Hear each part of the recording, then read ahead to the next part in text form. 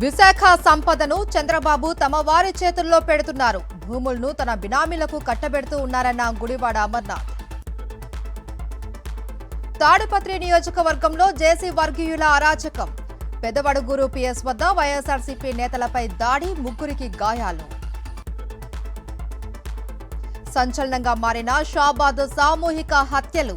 భార్య, కుమారుల్నే హత్య చేసిన నిందితుడు బాలికను దైవాలగూడ చెరువు వద్ద చంపిన రాజ్ కుమార్.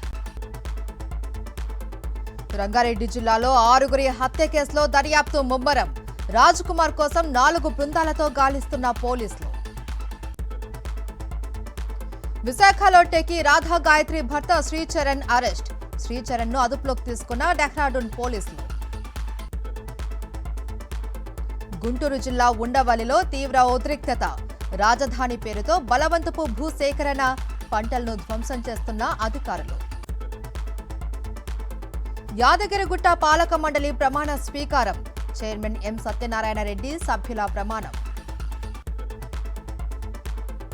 హైకమాండ్ ఆదేశిస్తే హరీష్ రావుపై పోటీకి సిద్ధం. సంగారెడ్డిలో మాత్రమే పోటీ చెయ్యను అని చెప్పాను అన్న జగ్గారెడ్డి. చిత్తూరు జిల్లా చింతమాకునపల్లిలోని ఎంపీపీ యువరాజ్ ఇంట్లో చోరీ. ఇంటి పైకప్పు తొలగించి 5 కిలోలు వెండి, 50 గ్రాముల బంగారం అపహరణ. పెద్దపల్లి జిల్లా రామగుండం ఓపెన్ కాస్ట్ గనుల్లో విజయోత్సవాలు. తాడిచర్ల బ్లాక్ ను సింగరేణికి కేటాయించడాన్ని స్వాగతిస్తూ సంబరాలు. తిరుమలకు పోటెత్తిన భక్తులు. అలిపిరి సప్తగిరి తనిఖీ కేంద్రం వద్ద బారులు తీరిన వాహనాలు.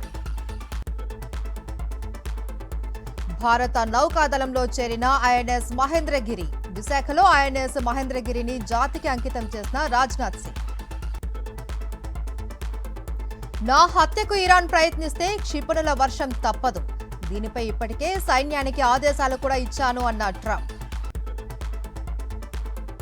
ఇవాళ ఇంగ్లాండ్తో భారత్ నామమాత్రపు 5వ టీ20 గెలిచి పరువు కాపాడుకోవాలి అని ఆరాటపడుతున్న అయ్యర్ సేన.